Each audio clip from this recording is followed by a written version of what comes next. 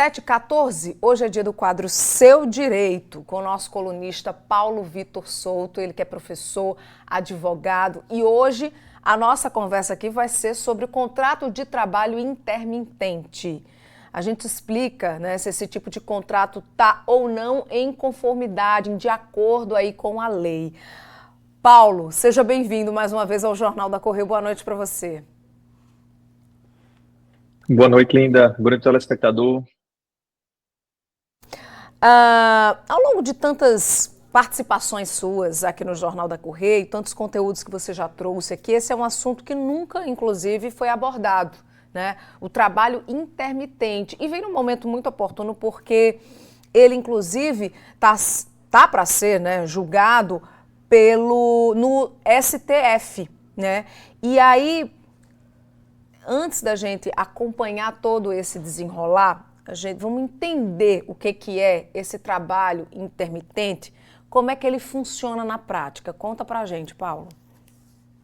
Boa noite, Linda, mais uma vez. Linda, de fato, ao longo de tantos anos, a gente nunca abordou o contrato de trabalho intermitente. Ele é um modelo de contratação, Linda, que existe desde 2017, com o advento da reforma trabalhista daquela época. É um contrato que, apesar de ser um pouco, digamos, incomum para muita gente, ele tem sido utilizado em certa escala por aqueles empregadores que não têm um trabalho contínuo para os seus empregados. Aí você vai perguntar, como assim? Essa pessoa que não tem um trabalho contínuo para o empregado, ele assina a carteira? Então, o contrato de trabalho intermitente dá esta possibilidade. Há uma certa sazonalidade, não existe o trabalho direto, e o trabalhador pode trabalhar um dia por semana, 2 dias, 5 dias, 6 dias, e passar um bom período sem trabalhar e sendo convocado posteriormente pelo seu empregador. E neste caso, diga-se de passagem, é um contrato de trabalho efetivamente, é uma relação de emprego, mas com essa condição especial da sazonalidade, da não regularidade do contrato. Ô Paulo, como é que deve ser feito esse contrato de trabalho intermitente? Como é que faz? Linda, assim como a gente sempre recomenda, em qualquer tipo de contrato de trabalho, é importante que haja formalização. Não há que se falar em contrato de trabalho intermitente formalizado ou feito de boca, como diz no popular. Assim como não existe o contrato de experiência na informalidade também. O contrato de trabalho intermitente ele deve ser formalizado, anotado na carteira de trabalho e, de preferência, que se tenha, inclusive, um aditivo para especificar a modalidade do contrato, para especificar o valor da hora que deve ser pago, porque nesta situação é importante esclarecer, o trabalhador recebe proporcional ao tempo efetivamente trabalhado e que, de fato, ele desempenha junto à empresa. Então, tem que haver a formalização. Não pode acontecer esse jeito brasileiro que muitas vezes se quer exercer, que é a informalidade. Uhum. Ô Paulo, e quem é que pode contratar esses trabalhadores intermitentes? Linda, qualquer tipo de empresa que de fato tem esse trabalho sazonal pode fazer esse tipo de contratação. A bem da verdade, o tipo de contrato de trabalho intermitente, ele é utilizado e se encaixa muito bem, por exemplo, em bares e restaurantes. Afinal de contas, você imagina que um restaurante ele não tem um fluxo de pessoas tão grande durante os dias de semana, e isso aumenta ao longo do final de semana. Se você imaginar que a partir de 3 dias de trabalho, ao longo de uma semana, você pode ter a configuração do vínculo de emprego, não é recomendado que essa contratação ocorra de maneira informal. E o contrato de trabalho intermitente vem exatamente para socorrer esse tipo de empregador. Ele pode ter uma equipe mais enxuta para toda semana e, eventualmente, se por acaso no final de semana tiver um movimento maior, ele pode convocar os empregados para que o trabalho efetivamente seja prestado no período de maior movimento. E como é que faz essa convocação, né, nesses casos de contrato de trabalho intermitente? Linda, a convocação ela deve ser feita de uma maneira formal. Quando a gente diz formal, obviamente precisa de uma carta, mas de uma comunicação escrita. Seja numa mensagem de WhatsApp, seja através de um próprio aplicativo que o empregador se comunique com o empregado, seja através de e-mail, seja de um modo que realmente chegue de maneira efetiva até o empregado. É recomendado que seja por escrito, porque o empregado tem que dar o aceite E é importante esclarecer, o empregado pode recusar. Ele pode ter, por exemplo, mais de um contrato de trabalho intermitente, ele pode prestar serviço para mais de uma empresa. E ele pode escolher aquela que melhor o remunera, ele pode escolher aquela que efetivamente atende melhor a sua necessidade. E nessa situação ele pode dizer, não, eu não vou trabalhar em determinada empresa.